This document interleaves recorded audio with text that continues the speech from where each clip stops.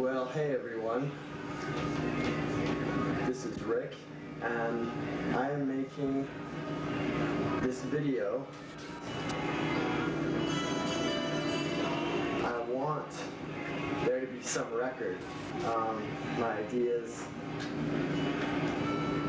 just who I was, really.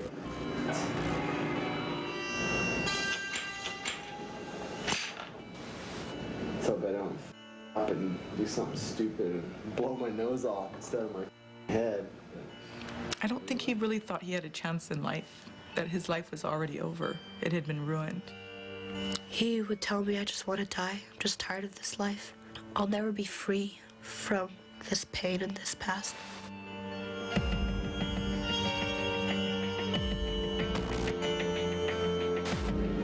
The goal is to bring down those sick and Mama and Peter. My own mother. What an evil little...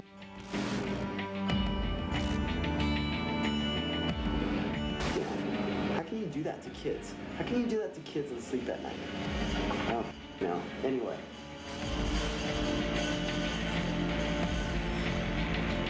You know, everything was backwards the way we were growing up, absolutely everything. And everything that was wrong, we were taught was right. Everything that was really evil and wicked and perverted was done in the name of Jesus. It really does fuck your head up.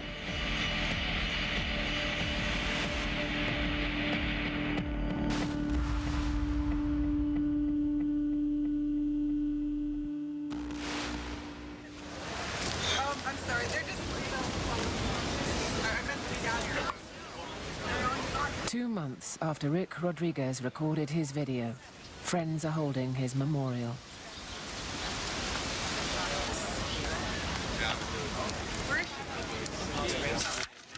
Like Rick, many of them were raised in a bizarre Christian sect who practiced free love. Yes, right. We're here to say goodbye to a friend that we had, somebody who need not have passed the way that he did. Like Rick, many of the mourners say they were abused in the cult. Originally called the Children of God, it followed a radical religious and sexual philosophy they named the Law of Love. I wanted to show Alexia how many people loved Ricky, how many lives that he touched. The law of love. They could do anything that they wanted, really, as long as they did it out of love, you know. So they use that a lot for a lot of things, you know. For the sharing, you know, for the swapping of couples. So basically that was the only law that they lived under.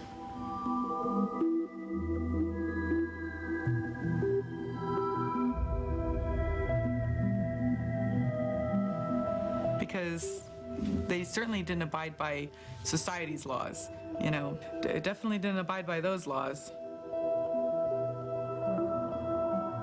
It just gave them an excuse to do whatever they want to anyone, really, or with anyone. The Law of Love was the creation of David Berg, founder of the cult, and promoted and encouraged through its publications. I practice what I preach, and I preach sex, boys and girls, hallelujah. When I say you know what I'm talking about, don't you? Every one of you know, except maybe some of the little children. And our kids are so smart they even know what that means. We don't think there's anything evil about it. We don't think there's anything wrong. The circumstances of Ricky's passing are very tragic and uncharacteristic of Ricky as a person. Ricky would want this memorial, his memorial, to be a celebration of life, not a celebration of death. Don Irwin grew up in the cult and was a close friend of Rick's. Hatred, a celebration. His mother, Judy, joined in the early days of the sect. I actually joined in 1970, and of course I was 20, very vulnerable, didn't know what I was doing, you know. I had always, since I was a kid, wanted to do something for Jesus, so you kind of got drawn into the fact that it looked like they were doing something because there were numbers coming at you. And actually when I joined, there were 200 people. Within 3 years, there were 10,000 people. The Children of God were founded in 1968 in Southern California by a charismatic Baptist minister called David Berg.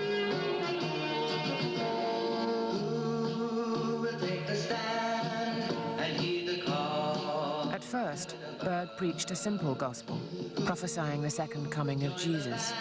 But as his popularity grew, his sermon became more disturbing. Called to live and die for the kingdom as we give. By the early 80s, as film from the time shows, Berg's band of hippie followers had mobilized into a disciplined army of converts. Changing their name to The Family, they fanned out across the globe.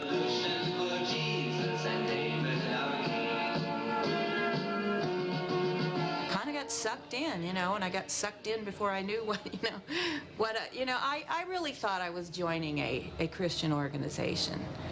Well, I thought it was what God wanted me to do. I had no idea that, it eventually would turn into dark betrayal.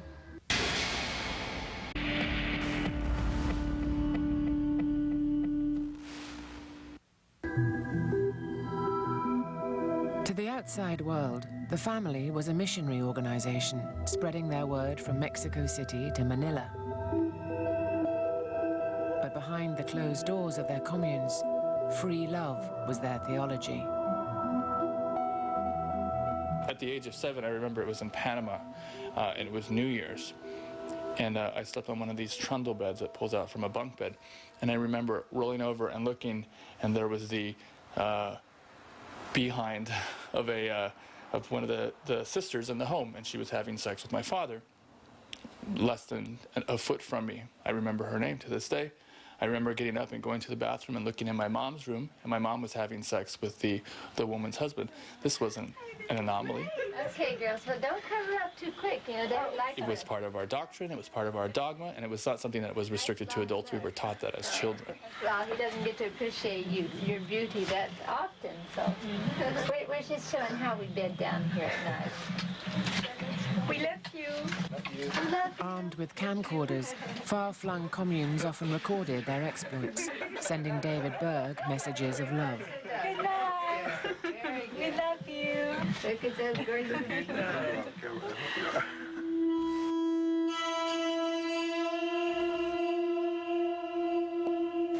I've tried so many things, trying to somehow fit in, somehow to find, a normal life. Everybody has said, who I've talked to about this, well, everybody has their problems, everybody has life. But those people who say that, they had no clue as to what actually went on because they weren't part of the cult. Rick was the result of a grand sexual experiment. His mother, Karen Zerby, was David Berg's favorite consort, and together they devised a revolutionary method of luring new recruits.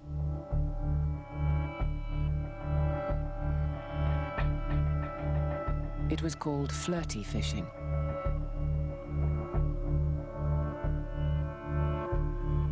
So flirty fishing basically consisted of family women, more commonly and occasionally men, going to places where they could meet people, bars and nightclubs and what have you, and making themselves available to these people, fairly readily available for sex.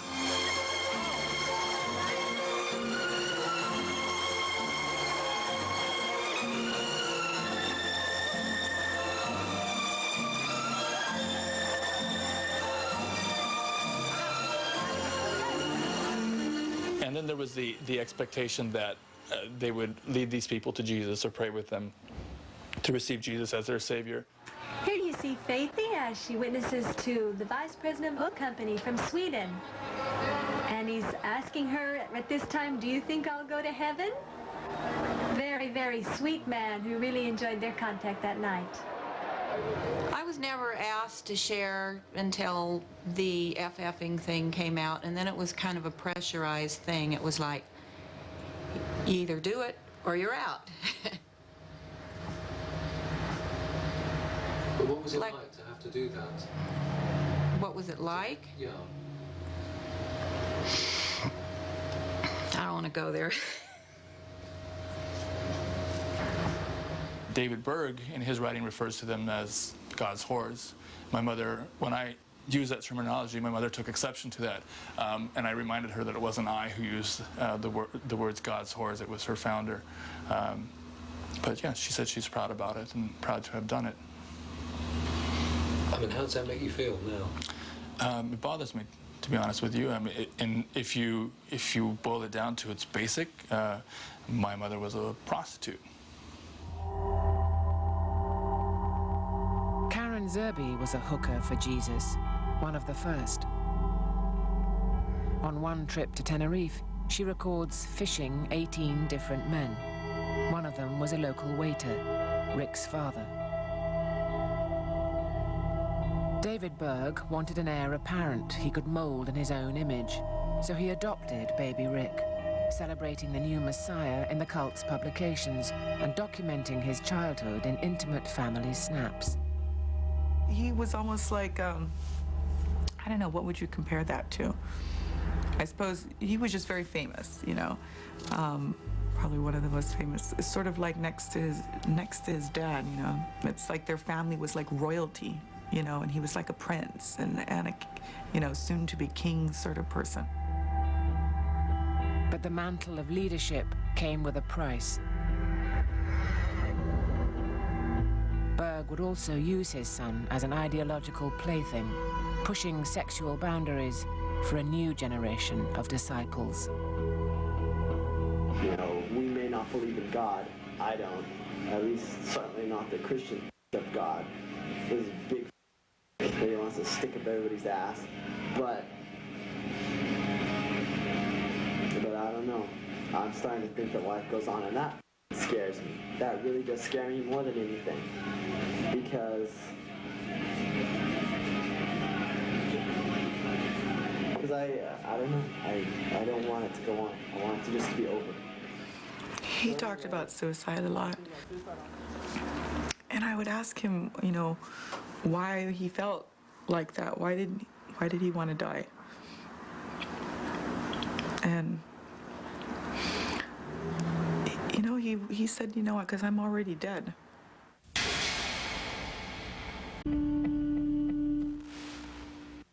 Okay, we're back. So anyway, duct tape. You can fix anything with this stuff. Yeah, I'm gonna fix some people with this. Anyway, okay, I'm sorry. I'm getting all off track here. Where the was I? Suicide. Yes, suicide.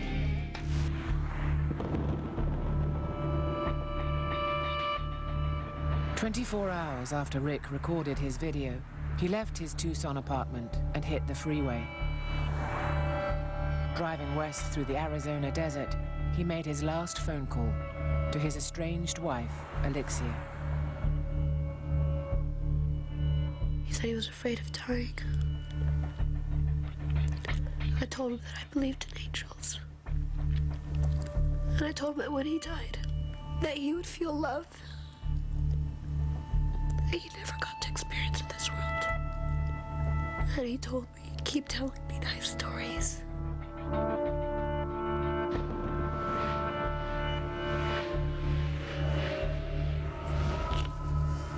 Different parts of the conversation, he's like, oh, I think I'm gonna pull in here and kill myself.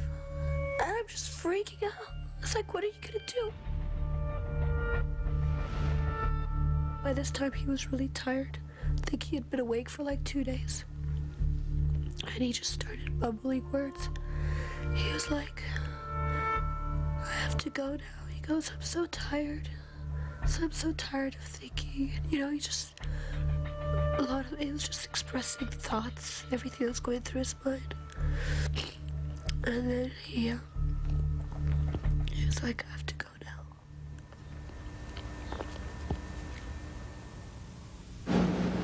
I got in contact with my sister.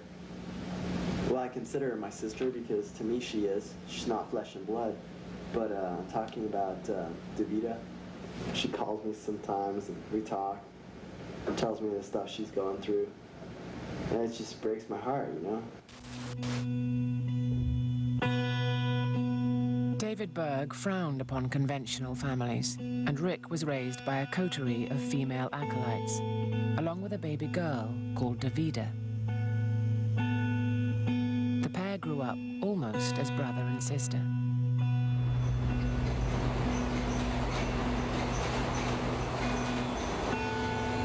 As the family's patriarch continued to break sexual and religious taboos, Rick and Davida became his latest playthings. Growing up as a kid, I remember everything revolved in our lives around religion and sex. They expected us to have some interaction between ourselves with the intent that we would get married, and become the future heirs to the throne, so to speak, meaning that we would be the next future leaders, with the next gurus, the next David Berg and the next Karen Zerbe of our time. Not only were Rick and Davida encouraged to have sexual interaction, they also shared David Berg's bed. I must have been 5 years old. I was married, supposedly, to, I was going to become one of David Berg's brides.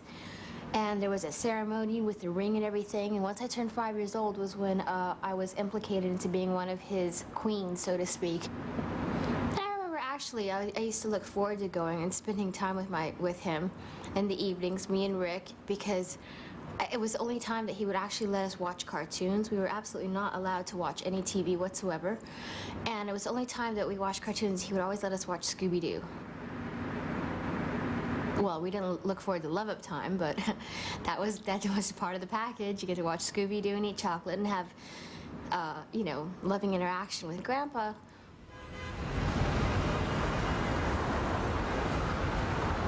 There was never penetration, but up until about 12 years old,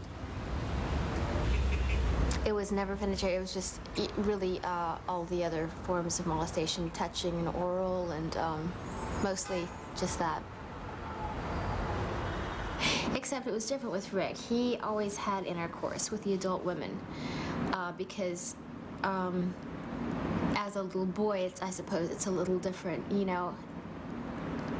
It was actually very common in the family for the adult women to have sexual relations with young boys. The women not only had sexual relationships with the young boys, they were also facilitators. They also gave their children to the men. It wasn't just the case of sort of, you know, sticking up for your mate or for your partner, the woman defending the man and being in denial because of it. No, they were active enablers and active participants in our abuse.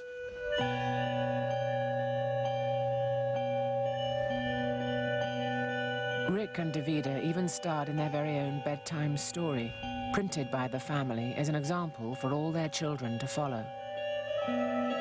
Chapters dealt with potty training, discipline, and sex. The book was just written by my mother because my mother was the one that raised, like I said, had raised Rick and myself. So she had just written these chronicles explaining on a day-to-day basis on how we interacted and what she was teaching us and what we were learning, and that included sexual encounters that she had had with him and how she used to masturbate him to sleep and how she'd make sure that he would have his love-up time before bedtime. It was just so, it's really, I don't know, you have to read the book. It's really... So that's what the Davidito book was. It was just a book written about our lives and how we were raised and how other people should imitate the way we were raised and try to do the best to raise their children accordingly.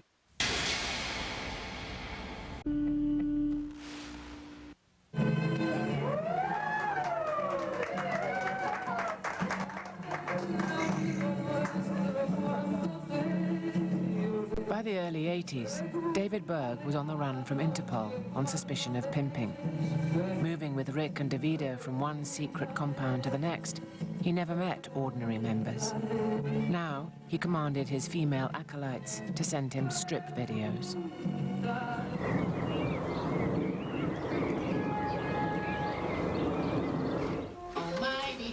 When his missive extended to young girls, English sisters Celeste and Christina also had to perform for his cameras.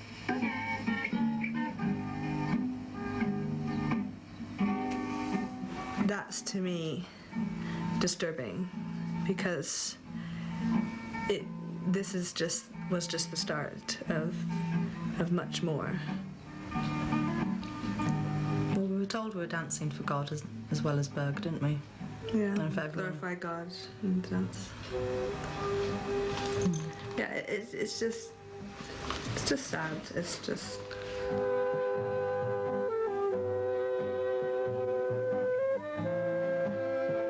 David Berg wrote a letter called Glorify God and Dance, where he gave specific instructions about what he wanted to see on those dance videos. You're a sick f***ing pervert, and you don't have anything better to do with your life than to f*** up your little kids. It's just so far beyond me, I just can't imagine it. But yet it happened. It happened right before me. It happened to all of you.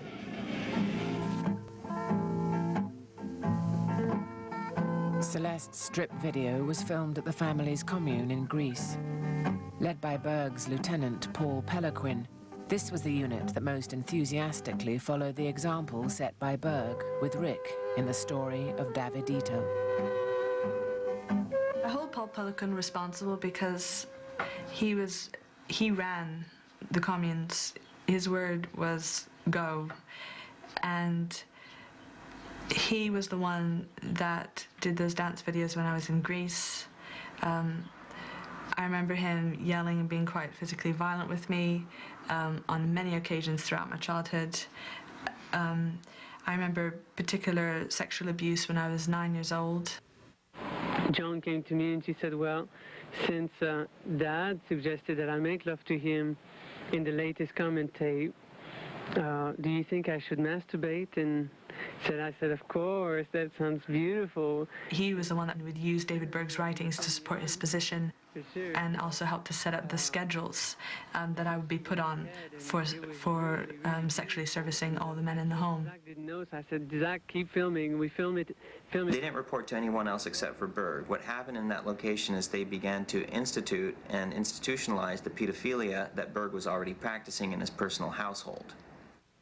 We'll close by. And sadly, what happened with that inner circle, as far as some of the guys were, is it essentially became a pedophile ring. Sometimes you get discouraged. They viciously abused my sister and her friend Amy, as well as Celeste, in a very systematic way over a very, very long period of time. Now, the pernicious thing about all of this is that the children were enculturated to believe that this was normal. It was really a beautiful experience. It really... Despite the allegations against Paul Pelequin, he has never been convicted of any child sexual abuse. What about these, perverts? Aren't they the real terrorists? Terrorizing little kids? Driving them to suicide? Isn't that like murdering them, basically? If you f with their mind so much that they can't go on, they really can't go on. Isn't that like killing them?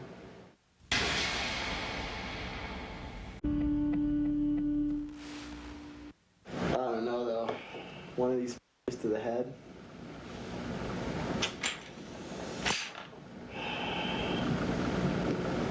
I don't think there's gonna be much time to feel anything.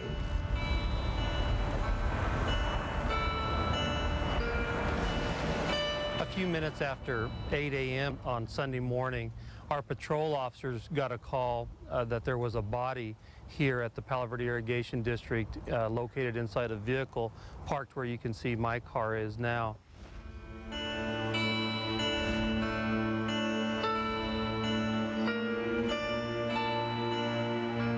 Some of the things that we discovered in the car was a key card for the Holiday Inn Express. It looks like he probably took a shower, cleaned up, he drank some beers, looked like he had laid in the bed but that he hadn't slept in the bed, and possibly watched TV and just rested after cleaning up, and then drove this short distance over to here. I think it was just a place where he thought he wouldn't be bothered, he could do what he felt he needed to do. It's a very sad story. Damn, I can only imagine what my sister goes through. She has nightmares about, being dragged out of bed in the middle of the night to go have sex with Berg. Damn. It was was very strange because during a lot of these sexual interactions, David Berg would be getting prophecies where he would speak on account of ghosts that he believed were possessing him, and they were, you know, that were good ghosts that were saved or were Christian, but had gone on to heaven and that were living with Jesus. And he would burst out speaking in tongues, just exactly like they do in a Baptist church, where they have tongues and prophecy. And he'd lift his hands in the air when he get a prophecy and say that was about, you know, saying that was amazing sex that you just had with the ghost gypsy. The gypsy ghost is saying thanks. It was. He'd get a whole prophecy. It was really disturbing. Now aged 12 and sequestered in the family's secret HQ, Rick's degradation reached new extremes. In his father's eyes, incest was virtuous, and he encouraged Rick's mother, Karen Zerby, to join in their sexual games.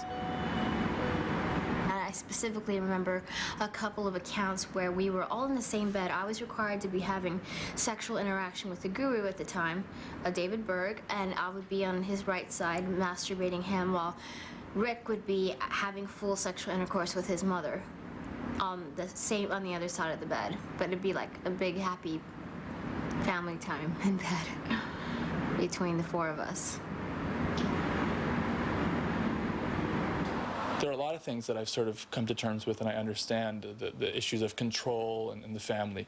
But what I haven't come to understand yet is how such a large group of people of diverse backgrounds, of diverse ethnicities, of income levels can so readily turn to wholesale pedophilia.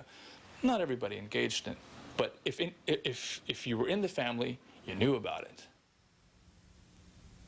The family deny Karen Zerby ever had sex with Rick and say he himself never made this allegation.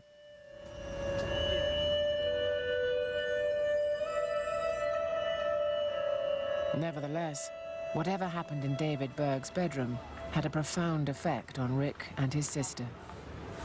In recent years, Davida has struggled with drug abuse and today earns her living as an exotic dancer. Jesus Christ. You know, anger does not begin to describe how I feel about these people and what they've done. You know, I mean, rage.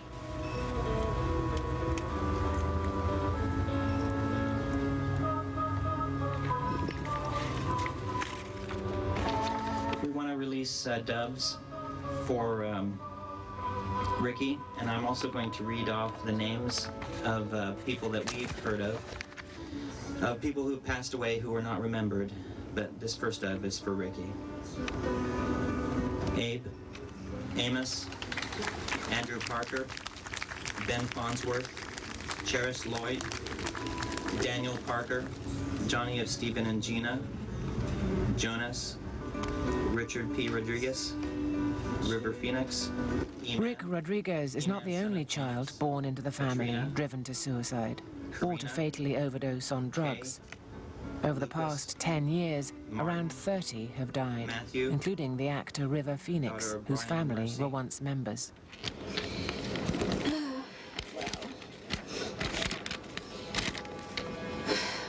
Well, Rick and I grew up together. We were born in the same country, same hospital. My mother raised us both, and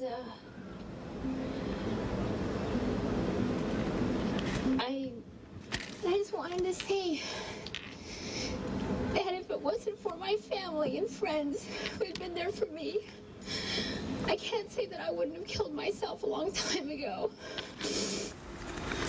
Rick was amazing in every way. For the time in my life that I got to share with him, I have so many memories. From the first time we kissed to the first time we got our apartment.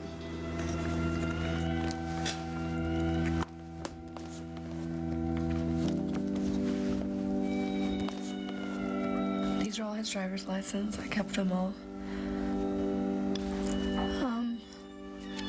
Him as a baby. That's what he looked like when I first met him. He went through a long hair stage. He was quite skinny at the time. always like taking pictures of him. He always get mad at me. But I'm lucky now because I have all these pictures of him. Rick was 19 when he met Alexia at a family commune in Hungary. And he came down the stairs, beautiful smile, and said, "What are you doing?" And then we just started chatting. He's like, "Do you know how to play cards?" And I'm like, "No." He goes, "Do you want me to teach you?" So we went up to my room. He bought some music, and we just started playing cards. I think we played cards till like 2 or 3 in the morning. And we just talked and talked. I went to breakfast the next morning, went back to my room to get my stuff, get ready for the day, and he had put a rose on my bed. And never the same after that. After you're gone, oh Dad, it's gonna break my heart, the love you've shown to me.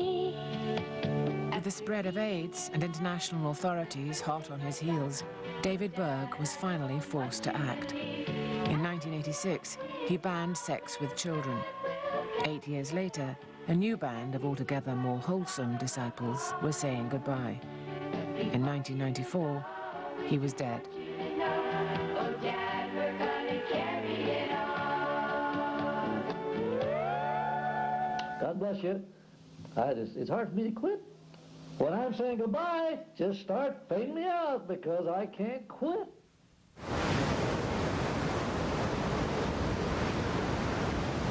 Rick's mother, Karen Zerby, took over as leader. At the time, Zerby, Rick and Alexia were living in Portugal. Zerby and her entourage left the house in 2001.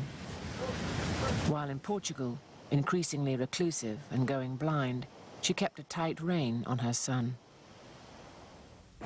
She didn't give him much responsibility. He didn't have much responsibility in the house. And that was surprising for me because as a child, we were taught that he was going to be the leader, the next leader. I think she saw him still as her little boy and not as the man that he'd become. Although paedophilia was banned, under Karen Zerby's command, wife-swapping remained the norm. There was a prophecy given that this house was called the House of the Open Party. But the essence was that sex was the medium to God, to Jesus. Wherever we went, Rick was always, a topic of interest for people. And there was always girls that wanted to get a piece of him. And for me, it was really hard to share him. They sure up our brains. Used us as slaves, because that's what we were, every last one of us. No matter how we were treated, we were slaves. Just there for the sick pleasure. That's all it was. That's the way it was at Grandpa and Mama's house. Rick showed little appetite for the mantle of leadership forced upon him by David Berg. As he grew older, he became increasingly angry with his mother, rejecting everything she stood for. In 2000, with little education and no money, Rick and Alexia left Portugal and the family for America. They went northwest to Tacoma, where they knew several ex-cult members. The couple's new life began in a cheap apartment on the edge of town. It was just waking up every morning was just amazing because it was just the two of us. Every single time you ever discuss the topic of his past, of Karen, of his childhood,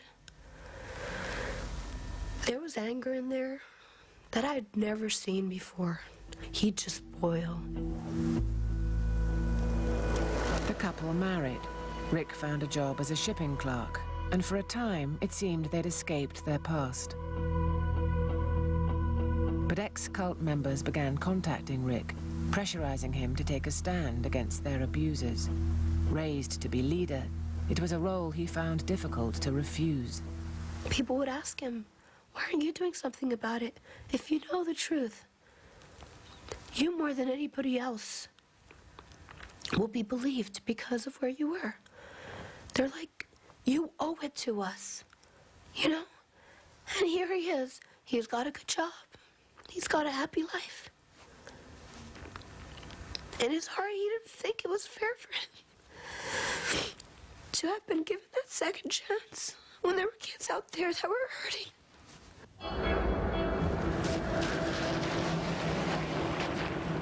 Rick's thoughts turned to revenge, and he began forming a plan. In the summer of 2004, now aged 29, he left Elixir in Tacoma and drove south to Arizona. My mom's gonna pay for that. She's gonna pay dearly, one way or another. If I don't get to her, man, if I don't get to her and life goes on, I'm gonna keep hunting her in the next life, let me tell you.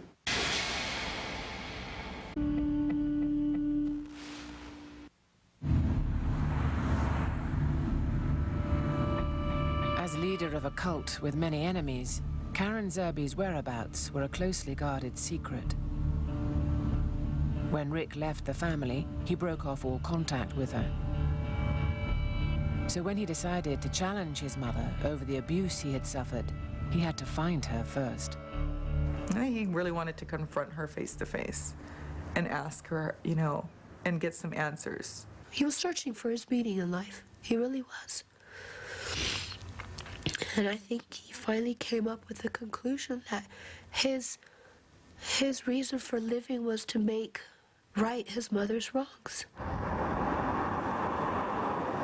In the summer of 2004, news reached Rick that his mother had recently visited his grandparents in a Tucson retirement home.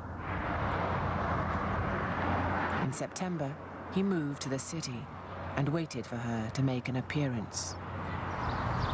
He made contact with his aunt, Zerby's sister, who lives in Tucson and shuns the cult. I mean, this must have been very difficult for you because so much of his anger was directed at his mother, your sister. I mean, you were caught in the middle of this, in a sense. No, I wasn't caught in the middle. He was my nephew. He needed help. He was the one that was going to be helped. And any anger he had a right to it. His mother didn't take care of him. He didn't have a mother. Growing up in where he was and not doing drugs, getting out, you know, I thought, you know, you're amazing that you've gotten out. He sat one time and just said, I don't know. I don't know if I can go on. And this was probably a week or so before. And I had known that it was coming. It wasn't a matter of maybe it'll come. It was a matter of when is it going to happen. Rick rented a room in a rough part of town and found a job as an electrician. He practiced martial arts at a local gym and joined a gun club. And he waited for his mother.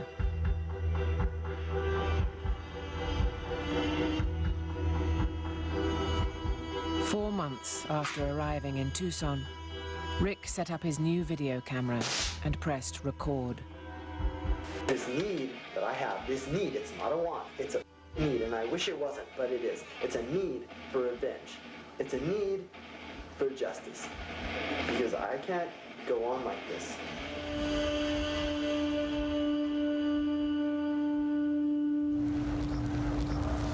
Blythe, California Police Department contacted us on the morning of January 9th. They found a suicide victim by the name of Ricky Rodriguez. And upon contacting his wife in Washington, they found out that Ricky lived here at this apartment complex. And he had mentioned some things to her that were somewhat alarming, that there possibly might be a murder victim here in his apartment. We walked in, and the apartment was relatively clean and well kept. And a female victim was laying, an elderly female, she was laying on the carpet.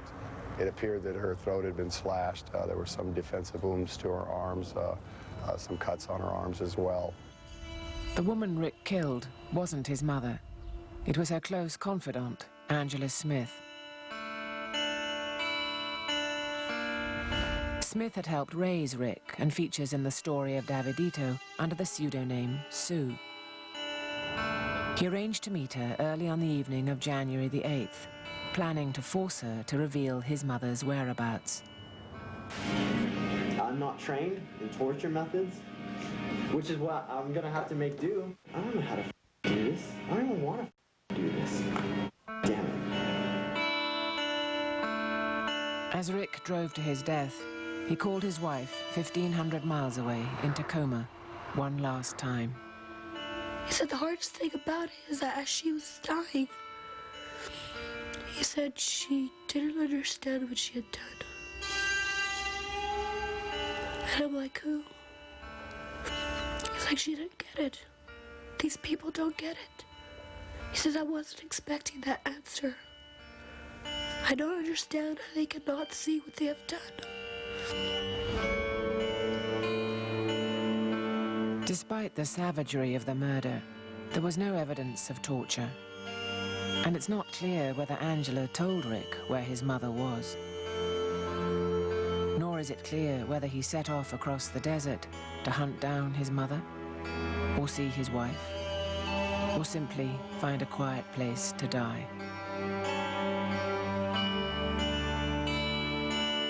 It's pretty extraordinary to want to kill your own mother, isn't it? Well, when your mother you as a child, and instead of being your mother, loving and, you know, and endearing and teaching you in the right ways, instead, you know, when you're a little boy, that'll do that to you. That might make you want to kill your mother when you grow up. It really does fuck your head up.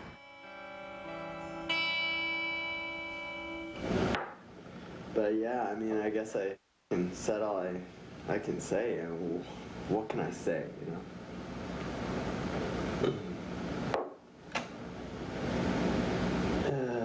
I would have a peaceful, happy life.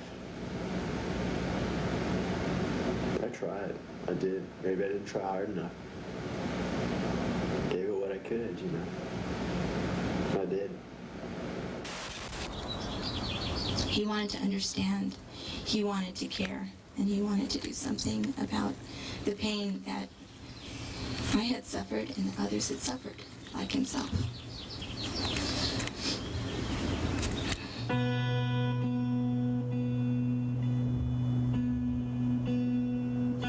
You know, and I think many times about why did he have to do it that way? Why would he cross that line to actually kill someone? And you know what? And the only thing I can think of is because I think he realized that that's what it would take, something like that, in order to get people's attention.